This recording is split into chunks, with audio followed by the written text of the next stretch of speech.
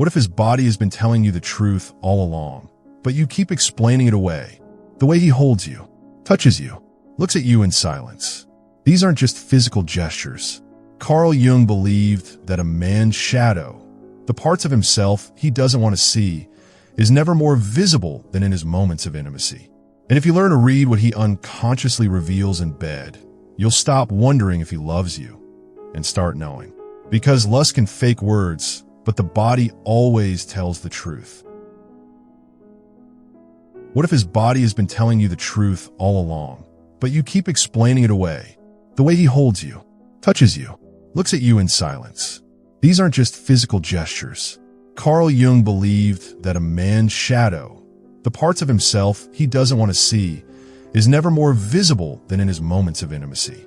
And if you learn to read what he unconsciously reveals in bed, you'll stop wondering if he loves you and start knowing. Because lust can fake words, but the body always tells the truth. Let's start with the most overlooked truth. A man can say all the right things and still withhold himself in bed. Not physically, emotionally, energetically. Carl Jung warned us about the power of the persona, the mask we wear to be accepted, to be loved, to avoid rejection. And many men have worn this mask for so long, they've forgotten what their real face looks like. They become so skilled at performing what looks like closeness that even they don't recognize how distant they truly are.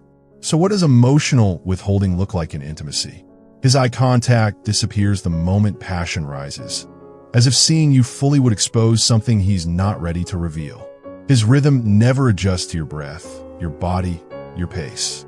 It's as if he's moving through a script rather than responding to you. He finishes and leaves quickly after.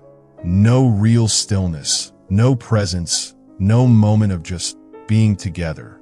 And perhaps most telling of all, he seems emotionally quieter after sex, not closer. The very act that should create intimacy somehow creates distance instead. Jung would call this the influence of the shadow, those disowned parts of himself that fear surrender, fear exposure, fear being truly seen. The parts that learned early on that vulnerability meant danger. And so he disconnects, even while holding you. He touches your body while keeping his soul carefully locked away. Pause here for a moment. Does any of this feel familiar? Your body might be remembering something right now. But here's where it gets complex and painful. Women often feel this disconnection acutely. Your nervous system picks up on the absence of emotional presence like a seismograph detecting subtle tremors. But then, you blame yourself for sensing it. You think, maybe I'm being too sensitive. Maybe I'm expecting too much. Maybe this is what love is supposed to feel like. You gasoline your own intuition because you've been told that needing emotional presence is needy. Let me tell you about Sarah. She was 29, successful, emotionally intelligent. She'd been with David for 2 years, and their physical chemistry was undeniable. But every time they were intimate, she'd feel this strange emptiness afterward, like she'd been close to someone who wasn't really there. When she tried to talk about it, David would point to their physical connection. "What are you talking about? We just had amazing sex." And Sarah would feel crazy, like she was asking for something that didn't exist. It took her months to realize. She wasn't asking for more. She was asking for presence, for him to actually be there, not just his body, but his heart, his attention, his willingness to be vulnerable with her. But David's shadow carried a deep fear of emotional exposure. So he learned to give his body while protecting his soul. And Sarah's nervous system felt that protection as rejection. And so you stay, not because it feels right, but because your nervous system has mistaken intensity for intimacy, has confused tension for love. Now we get to the deepest pain, the one that lives in the spaces between touch. You've likely experienced this moment, the silence after intimacy that doesn't feel safe. Not warm, not reassuring, but hollow. You're lying next to someone who is just inside you, and yet you feel completely alone. The physical distance is inches. The emotional distance feels like oceans. Carl Jung wrote extensively about what he called the breakdown of authentic union, Those moments when the joining of bodies occurs without the joining of souls, when physical intimacy becomes a substitute for emotional intimacy rather than an expression of it. He observed that this kind of disconnected intimacy doesn't just fail to nourish the soul, it actually wounds it, because your nervous system, your deepest self, expected connection and received performance instead. Expected presence and received absence. Expected to be met and instead was merely touched. You were desired, but not loved. Not in the way your soul recognizes as love. You were watched, but not seen. Not in the way your heart needs to be witnessed. You were touched, but not felt. Not in the way your essence yearns to be understood. And here's where the real psychological damage begins to accumulate. You start to betray your own instincts to preserve the illusion of connection. You begin what Jung would call self-abandonment, the gradual erosion of your own emotional needs in service of maintaining a relationship that isn't actually nourishing your soul. You normalize the numbness. You tell yourself that the hollow feeling after sex is just how men are. You start believing that expecting emotional presence during physical intimacy is unrealistic, that you're asking for something that doesn't exist in the real world. You convince yourself that the problem is your expectations, not the absence of genuine connection. You start to believe that you're too sensitive, too needy, too much for wanting presence in addition to performance. But here's the truth that Jung discovered through decades of working with people. That's not how emotionally healthy men are. That's how disconnected men are. That's how men who haven't done their own inner work, who haven't faced their own shadows, who haven't learned to integrate their emotional depths behave. The truth, and this might be painful to hear if you've been settling for less, is that when a man is deeply in love, when he's genuinely connected to his own emotional depths, when he's done the work of integrating his shadow and accepting his own vulnerability, he doesn't just perform closeness. He dissolves in it. He surrenders his need to control the narrative, to hide behind performance, to maintain emotional distance as a protection mechanism. He allows the walls he's built around his heart to become permeable, to let you in not just physically, but emotionally, energetically, spiritually. And when this happens, you can feel it in every cell of your body. This isn't something you have to guess at or analyze or figure out. When someone is truly present with you in intimacy, your nervous system recognizes it immediately. It's in the way his breath naturally begins to sync with yours without any conscious effort on either of your parts, like two instruments coming into harmony. It's in the way he maintains eye contact, not just during passion, but especially during vulnerability. During the moments when most people look away, he looks deeper. When most people close off, he opens more. It's in the way he whispers nothing at all, but his entire being is present with you. You can feel his attention, his awareness, his emotional availability like a warm current moving between you. It's in how stillness with him feels full rather than empty. How silence feels rich rather than hollow. How the space between you feels alive with connection rather than dead with distance. It's in how he touches you like he's discovering something sacred, not claiming something he owns. Like he's honoring your essence, not just accessing your body. This isn't performance or technique. This is what Jung called emotional embodiment, the integration of heart and body, mind and soul that only happens when someone has done the deep work of becoming whole, of facing their own shadow, of accepting their own vulnerability and learning to share it. When a man loves from this integrated place, when he's emotionally available and present, you don't just feel desired. You feel met. You feel witnessed. You feel like your essence is being honored, not just your physical form. If this part is hitting something deep in you, if you're feeling a recognition that's both painful and relieving, keep going. The next few minutes might feel like looking in a mirror, and that's exactly what needs to happen for healing to begin. But here's what makes this experience so confusing and painful for women. You often sense the difference between performance and presence instinctively, but you haven't been given the language for it. You know something essential is missing, but you can't name what it is. You feel like you're starving emotionally, but you can't explain why because all the right things seem to be happening. So you blame yourself. You think you're asking for too much. You wonder if you're broken for needing more than physical connection. You start to question whether real emotional intimacy during physical intimacy even exists, or if it's just something you made up in your head. And meanwhile, you're slowly, systematically abandoning the deepest parts of yourself. The parts that know what real intimacy feels like, the parts that can distinguish between being touched and being truly held. Let me tell you about Anna's story, because it illustrates this dynamic perfectly. Anna was 32, had been married to Mark for 5 years. They were the couple everyone envied. Successful, attractive, seemingly happy. Their sex life was regular, technically proficient, physically satisfying by most external measures. But Anna had started to dread something she couldn't name.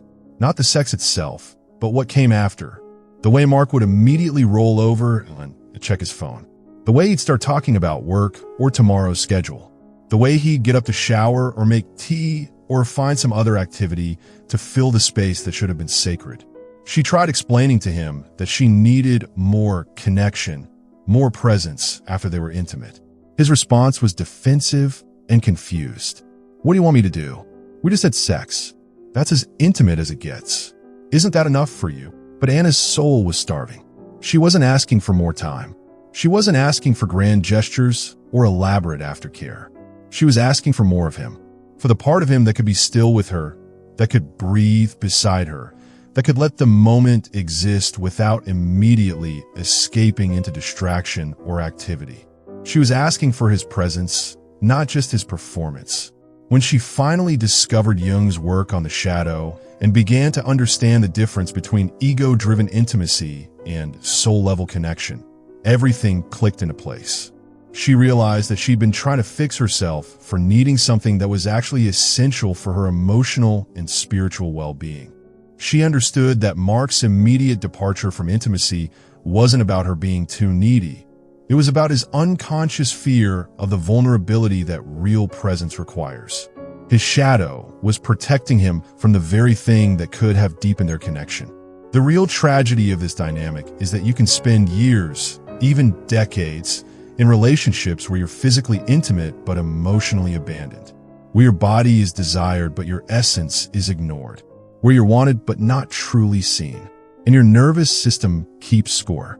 It remembers every time it reached for connection and found emptiness instead. It remembers every time vulnerability was met with withdrawal. It remembers every time you settled for performance when your soul was craving presence. Over time, this creates what Jung called soul loss, the gradual erosion of your connection to your own emotional needs, your own intuition, your own capacity to distinguish between what nourishes you and what merely temporarily satisfies you. You start to believe that this is what love looks like. You start to think that the emptiness after intimacy is normal. You begin to accept crumbs and call them a feast. But your soul knows better. Somewhere deep inside, your essence remembers what it feels like to be truly met, truly seen, truly held, not just physically but emotionally and energetically. And that remembering is both your pain and your salvation. Because as long as you can still feel the difference between performance and presence, between being touched and being truly held, there's hope. There's a path back to the kind of love that doesn't just satisfy your body, but nourishes your soul. So what do you do with this truth? How do you honor what you now understand about the difference between performance and presence, between being desired and being loved? The first step is the hardest and the most crucial. You stop ignoring the signs your body has always felt. You stop gaslighting your own nervous system. You stop explaining away the emptiness, the disconnection, the subtle sense that something essential is missing. You stop telling yourself that you're being too sensitive when your intuition picks up on emotional absence.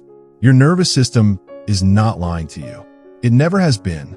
When you feel empty after being physically close to someone, that emptiness is information. When you feel unseen while being touched, that feeling is data. When your soul feels hungry after what should have been nourishing, that hunger is telling you something crucial about the quality of love you're receiving. Not everything painful in your relationships is your fault to fix. Sometimes pain is feedback.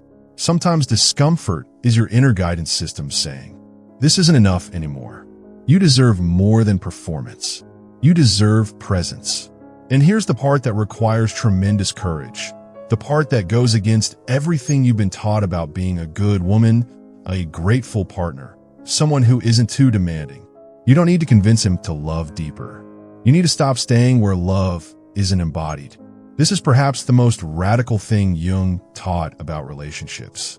The more you abandon your own emotional needs to maintain a connection, the more you betray your own soul.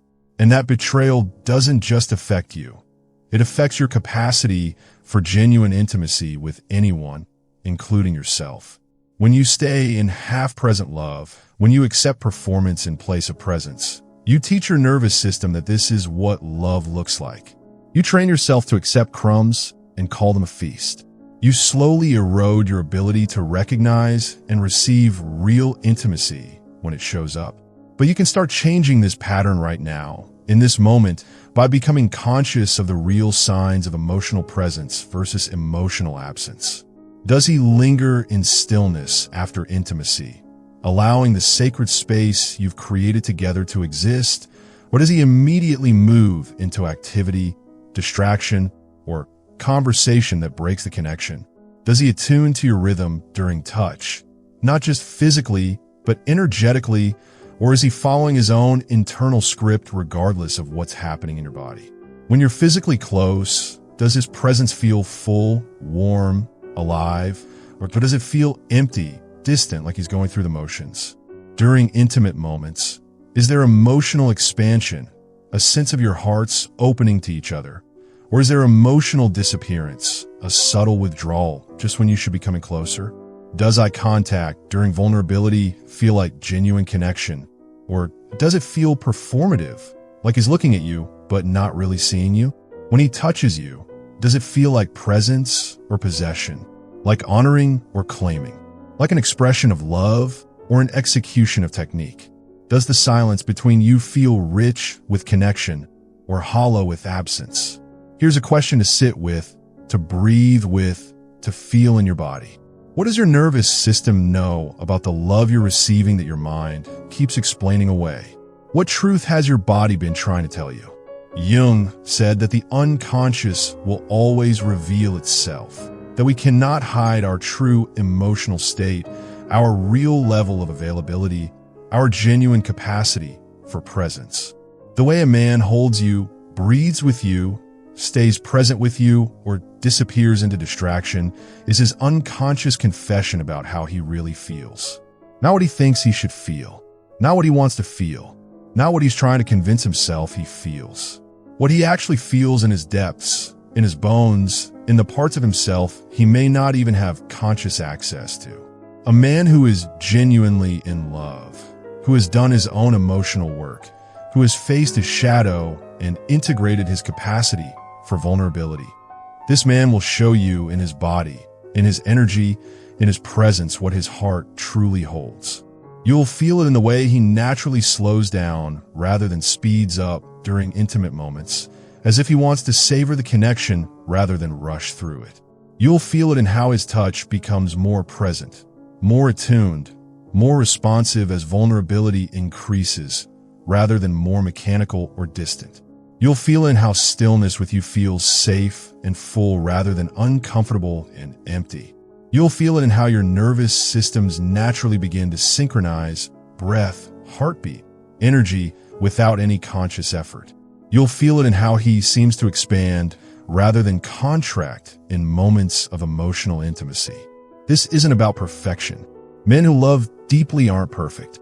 They make mistakes. They have off days. They're human. But the overall pattern, the general quality of presence, the fundamental way they show up in intimate moments, this tells you everything you need to know about their capacity to truly love and be loved. If you're feeling resistance to trusting what you feel, if there's a voice in your head saying you're being too demanding or too sensitive, pause and breathe. That resistance makes sense. You've been taught to doubt yourself, but your feelings are not the problem. The absence of emotional presence is. Let me tell you about Marie's journey. because her story shows how powerful it can be when you finally start trusting your own knowing. Marie spent 3 years with someone who loved her on paper. James was committed, faithful, future planning. He never cheated, never lied, never gave her any rational reason to doubt his love. Everyone told her how lucky she was to find such a good man, but something felt fundamentally off in their intimate moments.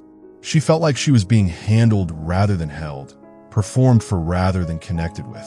Technically, everything was fine, but energetically something essential was missing. Her friends thought she was crazy. Her therapist suggested she might have unrealistic expectations. Her mother told her she was too picky, that she should be grateful for a man who was reliable and devoted. But Marie's nervous system was screaming that something crucial was absent. She felt lonely during the moments when she should have felt most connected. She felt empty after experiences that should have filled her up. For months, she tried to fix herself. She read books about being more grateful, more present, less demanding. She worked on her own issues, thinking the problem was her inability to receive love.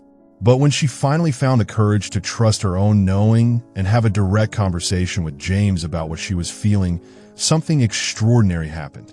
He broke down and admitted something that changed everything. For years, he'd been performing intimacy based on what he thought she wanted, what he thought good boyfriends were supposed to do, rather than sharing what he actually felt or desired. He was so terrified of being rejected for his real feelings, his real pace, his real emotional capacity, that he created this elaborate persona of the perfect lover that wasn't connected to his authentic self at all. He'd been giving her a performance of himself rather than his actual presence. The breakthrough came when they both agreed to drop all performance and start being radically honest about what was actually happening between them in real time. What did he really want? What did she really need? What were they actually feeling, not what they thought they should be feeling? It wasn't immediately perfect. In fact, it was messy and awkward and sometimes uncomfortable. But it was real, and real, Marie discovered, felt infinitely better than perfect. When James finally stopped performing and started being present, when he allowed his own vulnerability to meet hers, the quality of their connection transformed completely. She finally felt met, seen, witnessed in the way her soul had been craving. The lesson? Your soul doesn't need perfect love. It needs authentic love. Love that shows up without masks, without performance, without the exhausting effort of trying to be what it thinks you want. What would change in your life if you trusted that your need for emotional presence and intimacy is not only valid, but essential? What would you do differently if you believe that your nervous system's wisdom about connection is more reliable than other people's opinions about what you should accept? Here's what Jung understood that our culture often misses. The capacity for genuine presence in intimate moments isn't something you can fake or perform your way into. It comes from inner work. It comes from facing your own shadow, integrating your own vulnerability, and developing what he called active consciousness, the ability to be present with yourself so you can be present with others. A man who runs from his own emotional depths will run from yours too. A man who can't be still with his own vulnerability will struggle to be still with yours. A man who hasn't learned to be present with himself will give you performance instead of presence. This isn't about judging or blaming men who haven't done this work. It's about recognizing that you can't love someone into consciousness. You can't perform enough, be patient enough, or accommodating enough to create emotional availability in someone who isn't ready or willing to develop it. And more importantly, you don't have to settle for performance when what your soul truly needs is presence. You've spent enough years believing what he said and doubting what you felt. It's time to reverse that equation.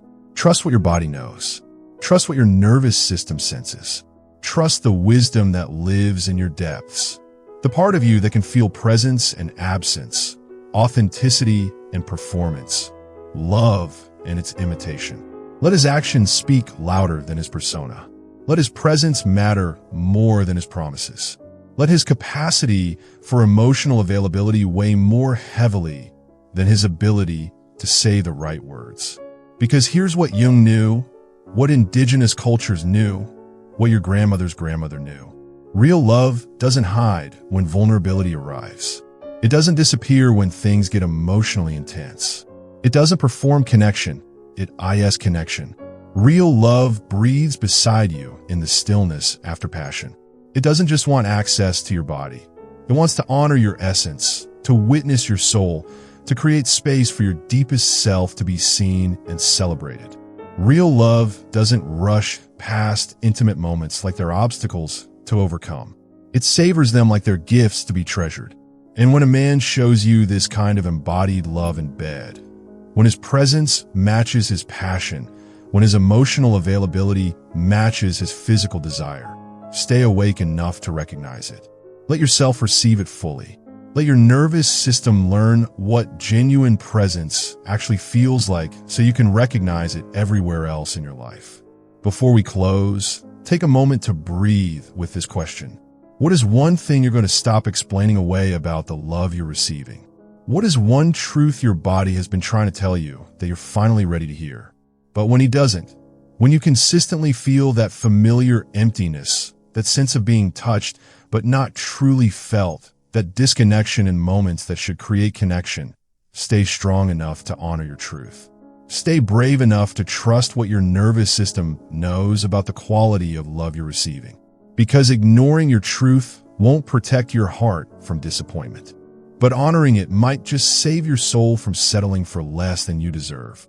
Jung taught that what he called individuation, the process of becoming your authentic self, requires you to stop abandoning yourself for others' comfort. It requires you to trust your inner knowing, even when it's inconvenient, even when it challenges the stories you've been telling yourself about your relationship, even when it means facing difficult truths about the love you've been accepting. Your intuition about emotional presence and intimacy isn't you being too much, too needy, or too demanding. It's you being awake. It's you refusing to settle for the shadow of love when you could have its substance. It's you honoring the part of yourself that knows the difference between being desired and being truly loved. If this exploration into Jung's insights on relationships and the unconscious has opened something in you, if it's helped you trust yourself more rather than less, consider subscribing. This is the kind of psychology we explore here, the kind that helps you honor your own emotional wisdom rather than doubt it. And in the end, that's the kind of intimacy you deserve. Intimacy where you're not just desired, but deeply met. Where your vulnerability is matched rather than exploited.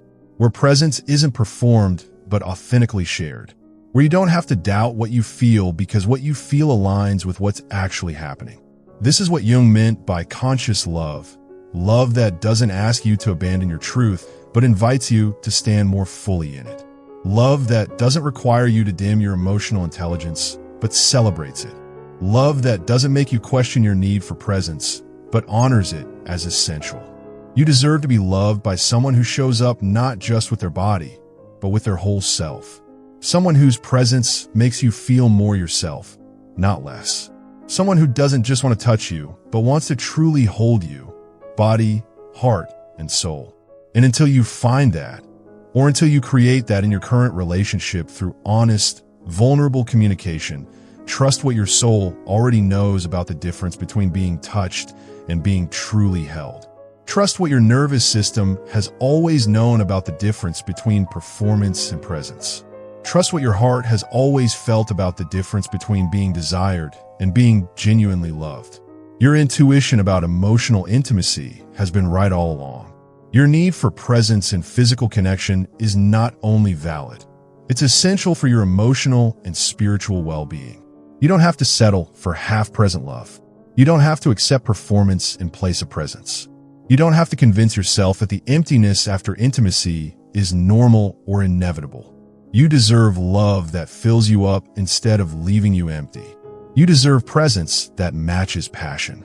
You deserve to be met in your depths, not just touched on your surface. And recognizing that truth, trusting that truth, living from that truth, that's the beginning of everything changing. Your body has been telling you the truth all along. It's time to listen.